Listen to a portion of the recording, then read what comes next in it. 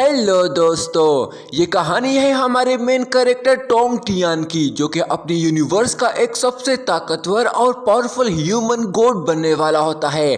Tong Tian बिना master और किसी टीचर के दूसरे एंशिएंट गॉड से बड़ी जल्द ही हेवन गॉड बनने वाला होता है। इस वजह से ह्यूमन गॉड्स ने मिलकर डीमन गॉड के साथ इस पर अटैक कर दिया, पर टोंग टियान अकेले होने की वजह से वो इनको हरा नहीं पाता और इस युद्ध में वो ह्यूमन गॉड इसे जान से मार देते हैं। इसके बाद टोंग टियान इसी दुनिया में कई हजार सालों बाद अवेक होता है, पर तब सब बदल चुका होता है और सभी गॉड्स अलग अलग यूनिवर्स में जा चुके होते हैं। और हम इस सीरीज में यही देखेंगे कि टोंग टियान कैसे इन्हें ढूंढकर सभी डीमंस एंड गॉड्स से अपना बदला लेगा। तो बिना देर किए इस जबरदस्त सीरीज को स्टार्ट करते हैं। तो एपिसोड के स्टार्टिंग में हम एक मिस्टीरियस आदमी को देखते हैं, जो कि और कोई नहीं बल्कि गॉड टोंग टियान होता है। उसने अपना चेहरा छुपाया होता है। टोंग टियान एक कब्रिस्तान में आया होता है, क्योंकि वो यहाँ से लाइफ एंड डेथ गेट्स को इस्तेमाल करते हुए इस यूनिवर्स से छुपकर निकलने की सोच रहा होता है। तभी हम देखते हैं कि टोंग टियान के चारों ओर बहुत सारे स्पिरिट डोर ओपन हो जाते हैं। टोंग टियान उन सभी स्पिरिट डोर्स की एनर्जी को अपनी बॉडी में ऑब्जर्व करने लगता है। तभी वहां नीचे हम एक और आदमी को देखते हैं, जो कि गॉड होता है। वो टोंग टियान को मारने आया होता है। वो चुप कर देख रहा होता है और तुरंत ही मौका देखकर वहां एक बहुत बड़ी फॉर्मेशन अरे क्रिएट कर देता है। उस कब्रिस्तान में जितनी भी ग्रेव होते हैं वो सभी के सभी गॉड्स और डीमंस की होते हैं, जो कि उस फॉर्मेशन की वजह से एक्टिवेट हो जाती हैं। उनकी सारी एनर्जी इन स्पिरिट गेट्स में मर्ज होने लगती है, जिसकी वजह से वो काफी ज्यादा पावरफुल हो जाती है और टोंग टियान इसे हैंडल नहीं कर पाता। एनर्जी उसके लेवल से भी ज्यादा काफी बढ़ जाती है, जिसकी वजह से इस एनर्जी से उसकी वहीं पे मौत हो जाती है और वो नीचे गिरने लगता है। टोंग टियान मरते हुए खुद से कहता है और बोलता है, शायद यहाँ डीमंस और गॉड्स मिल चुके हैं, अब मेरे यहाँ कोई काम नहीं। इसके साथ ही वो नीचे जमीन पे गिर जाता है। तभी वो गॉड उसके पास आकर उसकी सांसें चेक करता है, तो वो सच में मर गया होता है। इसके बाद ही वो उस पूरे कब्रिस्तान में चारों ओर शील्ड बैरियर एक्टिवेट कर देता है। वही इन ग्रेव से निकलने वाली स्पिरिट सोल एनर्जी आसमान में एक जगह पर इकट्ठा होने लगती है, जिससे वो फॉर्मेशन भी डिस्ट्रॉय हो जाती है। इसके साथ ही वो सभी स्पिरिट सोल एनर्जी अलग अलग डायरेक्शन में चली जाती है। अब इसके बाद काफी वक्त गुजर जाता है, कई हजार साल गुजर जाते हैं, जिसके बाद हम अगली सीन में एक जंगल को देखते हैं। वहां हम क्यूट सा ड्रैगन मॉन्स्टर को देखते हैं, जो कि बहुत तेज से भाग रहा होता है, क्योंकि दो इंसान उसकी जान लेने के लिए उसको पकड़ने की कोशिश कर रहे होते हैं। वो लिटिल ड्रैगन काफी तेज और चालाक होता है, जिसकी वजह से वो इन दोनों शिकारी से बड़ी आसानी से बचकर निकल रहा होता है। यहाँ तक कि वो अपनी मैजिक से उन दोनों को अपनी ओर अट्रैक्ट करने की कोशिश करता है, पर ज्यादा मैजिक ना आने की वजह से वो शिकारी जल्दी ही उसकी इल्यूजन से निकल कर उसको पकड़ने लगते हैं, क्योंकि वो दोनों हर हाल में इस ड्रैगन को पकड़ना चाहते थे। वो ड्रैगन भागते भागते अचानक से एक काई तक पहुंच जाता है। ड्रैगन उसमें बाल बाल गिरते बच जाता है, जिस पर वो वापस दोबारा भागने लगता है, पर सामने वो दोनों शिकारी वहां पहुंच जाते हैं। उस ड्रैगन को लग रहा होता है कि अब तो वो गया, जिसकी वजह से वो डर के मारे धीरे धीरे पीछे होने लगता है। तभी उसका पैर फिसल जाता है और वो उस काई में गिर जाता है, पर वो वहां नीचे उस शील्ड बैरियर पे गिर जाता है जो उन गॉड्स ने बनाई थी, और उसके नीचे वही कब्रिस्तान होता है। ये देखकर वो दोनों शिकारी भी नीचे छलांग लगाने की सोचते हैं कि तभी उनकी नजर आसमान पर पड़ती है, जहां अचानक से काले बादल आ जाते हैं। सूरज तुलू हो जाता है, अचानक से रात हो जाती है। ये देखकर वो दोनों डर के मारे तुरंत ही वहां से भाग जाते हैं। तभी आसमान से उस शील्ड बैरियर पे एक बहुत ही पावरफुल थंडरबोल्ट स्ट्राइक अटैक हो जाता है, जिससे वो शील्ड बैरियर टूट जाती है। असल में ये अटैक उस ड्रैगन पे होता है, पर वो बच जाता है।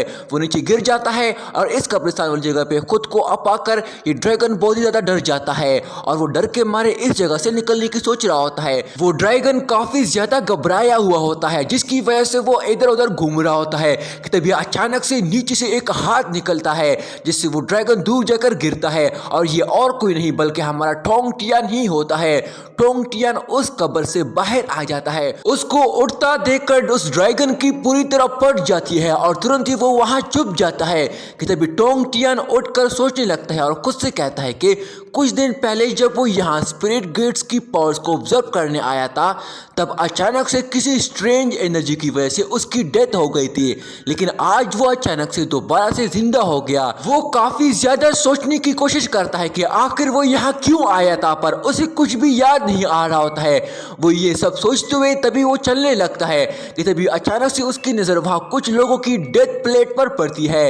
ये ग्रेव की डेथ प्लेट्स काफी बड़ी बड़ी होती है। टोंग टियान जब उसे देखकर पढ़ता है तो उसमें से एक बहुत बड़े पावरफुल वॉरियर की होती है, दूसरी पे पावरफुल स्वॉर्डमैन का नाम लिखा होता है। यहाँ सभी डेथ प्लेट्स पे अलग अलग पावरफुल गॉड्स के नाम लिखे होते हैं।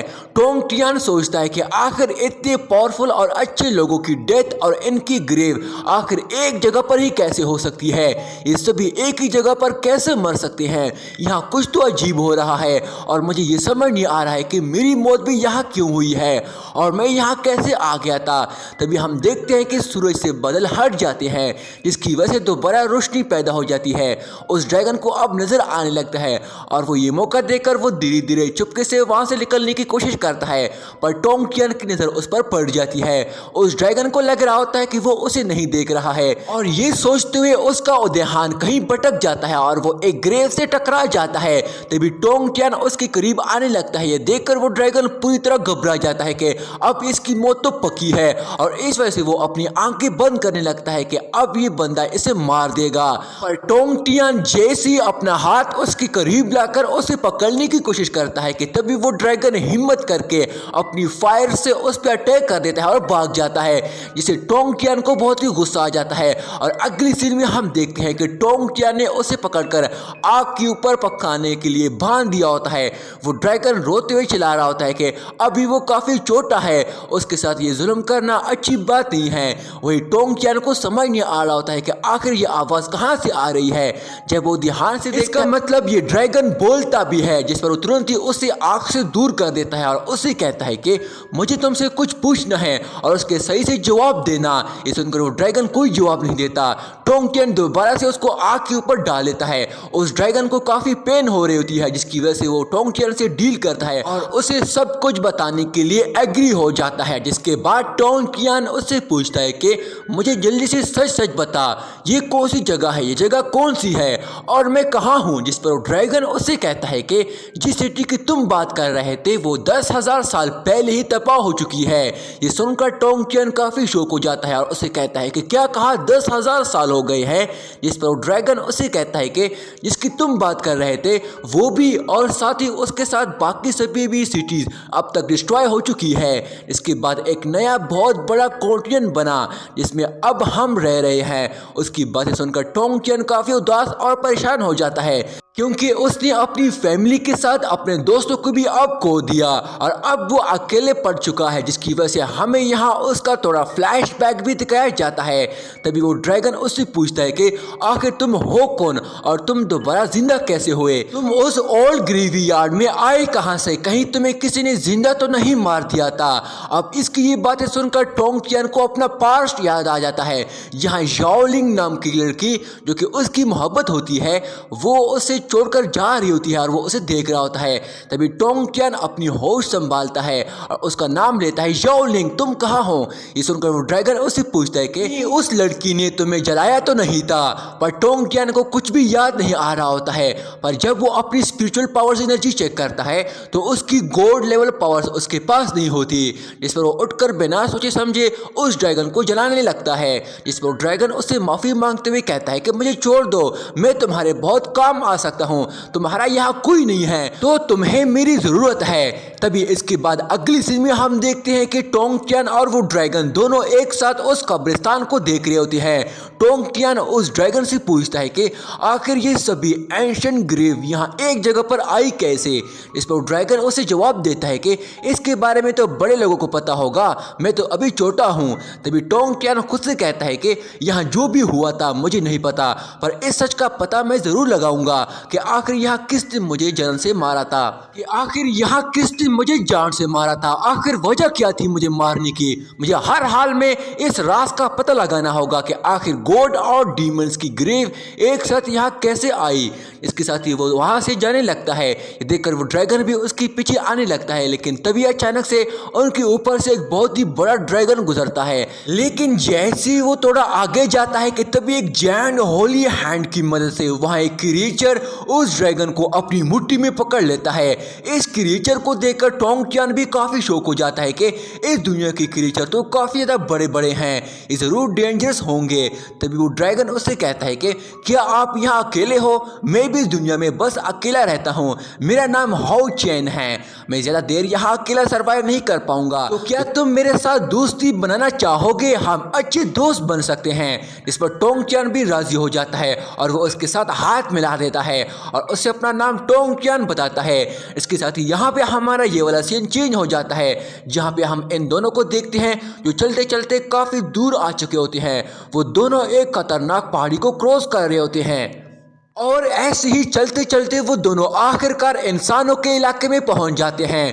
वो दोनों एक नदी की साइड जाते हुए एक दूसरे से बातें कर रहे होते हैं। इस पर हाउ चैन सोचता है कि इस तरह चलते चलते क्या पता इसकी याददाश्त वापस आ जाए। इसके साथ ही वो रुककर बातें करने लगते हैं। हाउ चैन टोंग टियान से कहता है कि तुमने अभी क्या प्लान सोचा है? जिस पर टोंग टियान उसे कहता है कि मैं अब अपनी नई जिंदगी स्टार्ट करना चाहता हूँ। इस पर वो उससे पूछता है कि वैसे तुम क्या चाहते हो? इस पर हाउ चैन उसे कहता है कि मैं इस पूरी दुनिया को खाना चाहता हूँ। इस एक्साइटेड में हाउ चैन का पैर फिसल जाता है, जिससे वो उस पानी में गिर जाता है और वो पानी में बहता हुआ सीधा उस वाटरफॉल से नीचे गिर जाता है। टोंग टियान उसे बचाने की कोशिश करता है पर वो भी उसके साथ ही नीचे गिर जाता है। वहीं उस वाटरफॉल के नीचे एक लड़की वहां नहा रही होती है। टोंग टियान उसे आवाज देता है कि साइड पे हटो, पर तब तक देर हो चुकी होती है और वो सीधे जाकर उस लड़की पे ऊपर गिर जाता है, जिसकी वजह से वो दोनों ही पानी में डूब जाते हैं। उस लड़की को काफी ज्यादा गुस्सा आ जाता है। अभी वो दोनों उस पानी में नीचे डूब ही रहे होते हैं कि तभी हाउ चैन भी उनके ऊपर गिर जाता है, जिससे टोंग टियान उस लड़की के ऊपर दोबारा से गिर जाता है और वो उसके बहुत ही करीब हो जाता है, जिससे उस लड़की को बहुत ही गुस्सा आ जाता है और वो तुरंत ही गुस्से से टोंग टियान पे अपनी पावर से अटैक कर देती है, जिससे टोंग टियान बाहर बहुत दूर जाकर गिरता है और वो लड़की भी पानी से निकलकर अपने कपड़े पहन लेती है। तुम यहाँ क्या कर रहे हो? जिस पर टोंग टियान उसे चुप रहने को कहता है और वो वहां से निकलने लगता है। तभी पीछे से एक और लड़की आकर उसके मुंह पे पंच मार देती है। इस पर टोंग टियान उसे जवाब देता है कि तुम लड़की हो इस वजह से जाने दे रहा हूँ, क्योंकि मैं औरत पे हाथ नहीं उठाता, जाओ अब घर जाओ। पर तभी वो किसी आदमी से टकरा जाता है। टोंग टियान उसे देखता है तो वो काफी ज्यादा बड़ा आदमी और खतरनाक लग रहा होता है। और इसी के साथ ही दोस्तों हमारा ये वाला पार्ट यहीं पे एंड हो जाता है। दोस्तों ये सीरीज जरा बराबर भी अच्छी लगी है तो सबसे पहले मेरे इस चैनल को सब्सक्राइब करके इस वीडियो को लाइक कर देना, क्योंकि मैं इस सीरीज की बाकी एपिसोड जल्दी अपलोड करने वाला हूं। तब तक के लिए दोस्तों इस वीडियो को पूरा देखना, शुक्रिया।